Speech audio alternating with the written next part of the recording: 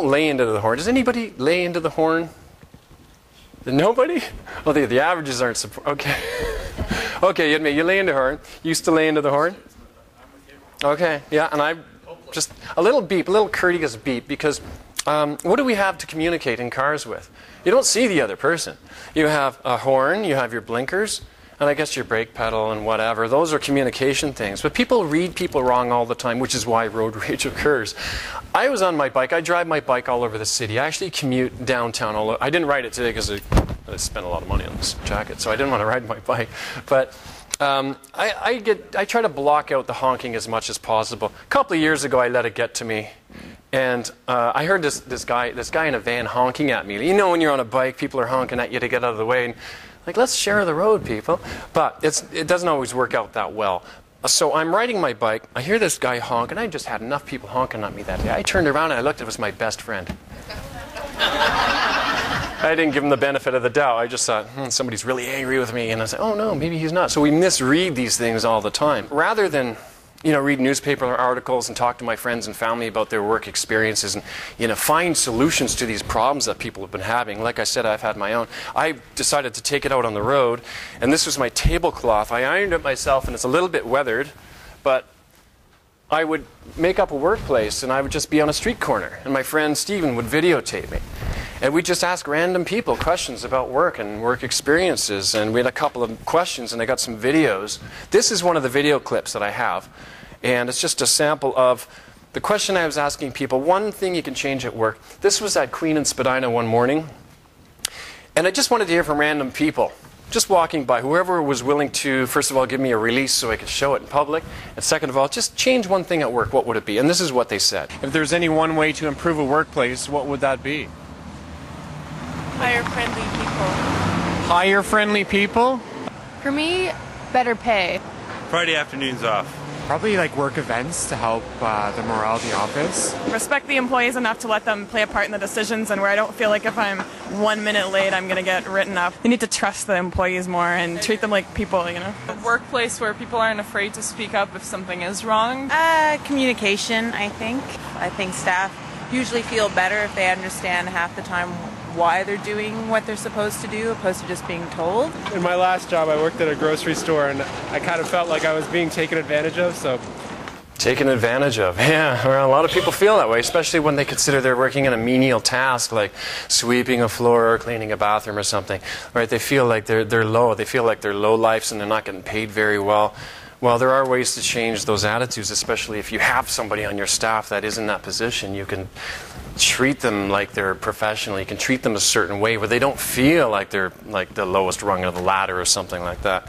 I like the grocery store example because I see that a lot. I observe. I don't complain when I'm in the grocery store. I don't complain in my car anymore when I'm driving. I've learned restraint in my car. If somebody does something, stupid, like pulls up to a red light, and then when it turns green, they put on their blinker to turn left. Ever happened to you? A reaction from a lot of people is, well, inevitably road rage, but before it gets to that, it's like honk, honk. You're trying to let them know they did something wrong. I've been practicing for years not letting it get to me because, hey, it's going to happen anyway. All right, so this next one is just a question about life's work, because I think if people understood that they had something to work toward, let's say they're in a position where they really don't like their job, well, what are they working toward? It could be one of those menial labor tasks where they're not very proud of what they do for a living, but there's some way that they could work towards something else, and this has to be impressed upon people. So they can feel like, oh, well, as long as I'm on my way out anyway, I could still do a great job while I'm here. That doesn't happen as much as I'd like it to happen, given the examples from friends and family and my own experience, but I'd like to change a little bit of that. The biggest question today was, if you could include one thing in your life's work, what would that be? Teaching. Help less fortunate as much as I can. I believe if you're fortunate enough to do what you love doing, especially in your career, that you should give back to others. Essentially, I want to contribute back to the society, right? So I like to contribute to some, like, say, some scholarships, stuff like that, right? Writing. Yeah. Thank you very much. And if anybody could use this information, on the back there's helpful tips to create like a better workplace, a more positive work environment, for any type of work people are into. If this was more standard, workplaces would be much nicer to work in. This is now, as of June 15th, a lot of this is becoming law because the person on the receiving end of an angry voice, of being, talked to in a rough way, can actually complain of a harassment to the employer without fear of reprisal from the employer and have it taken care of in a lawful way through the Minister of Labour. Okay, that's his words off the street. I had not heard of Bill 168 until that time, and I decided I was going to look it up because I thought it was quite fascinating, because I have a couple of questions about Bill 168. Now, everybody's quite aware of Bill 168. I read it through a couple of times. I read the highlights as well and went back and forth a few times, read articles online and in the media. Of course, I don't trust the media completely with anything, so I want to go right to the source and actually find the bill. One question about Bill 168. How the heck did we get here? Who's turning a blind eye to this stuff? Why is there workplace violence? We could prevent a lot of that stuff just by treating people differently in the workplace. Management maintenance. Ask yourself, how do you like to be treated? When you're treating others a certain way, they're going to respond accordingly. I was at camp when I was, in my teens, early teens. I must have been 10, 11, 12 years old. I don't know. It was before I was 15. I was at camp and we had a water regatta. The losers of the water regatta ended up being in this thing called Greasy Spoon. What they did was they took the mess hall and they divided it up into Greasy Spoon, your mid-range dining, which wasn't fancy dining, and then your fancy dining. My brother and I don't know why, we both ended up in Greasy Spoon. So, and I mentioned we had the logs on the floor. They've kind of made it like, well, you guys are going to eat in the forest. You're lost. You're losers. You're going to eat in the forest. So there was sawdust and all this stuff. Well, what happened is we got carried away because we got excited and we started to act the part. And this is 11 and 12-year-olds are acting the part. They're acting like animals because we were treated like animals. But we didn't understand what we were doing. We were too young to actually interpret what was happening. But what somebody did was one of the guys picked up a log and threw it over into the next section and sprained a guy's shoulder. They called it off. Now, that was the 1970s. You could not do that these days. Right? There were no lawsuits, but they called it off and said, we got to stop this. So that's just one example of, at a very young age, how you treat people a certain way, they're going to act accordingly. Hello, everybody. How you doing tonight? Thank you. My name is Buck Moore, and I'm tall, so I got to move this thing around a little bit. I got it. Okay, perfect. When I was younger, it kind of reminds me, I was younger and I was sitting in the back of my parents' automobile in the back seat, and I was arguing with my brother and sister about my career choice. I told them I want to be a rock and roll guitar player and I want to mix music.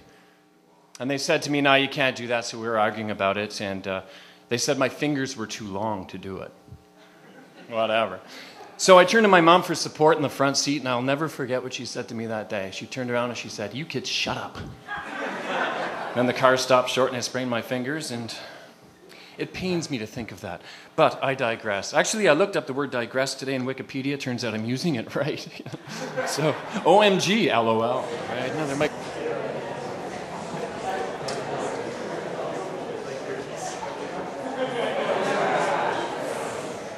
Oh, sorry.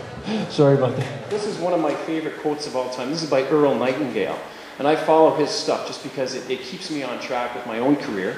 And his definition of success is fine by me. It doesn't say you have to have $1 million in your bank account. I certainly don't. I mean, look at this check. For God's sake.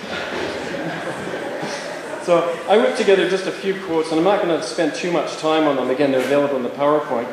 But one of the most important points I want to stress tonight is use what you have to get what you want, because you don't have everything when you start a career. You can't wait for something to come along, like for audio engineers or filmmakers. I'm going to wait for the newest camera. I'm going to wait for the newest mixing board. Don't waste your time. Start with what you got and move along. The way I think of it is, job seems to be a negative word that people don't seem very enthusiastic about. Oh, I got to go to my job now, or I hate my job, or my job stinks, or take this job and shove it. All those, famous sayings.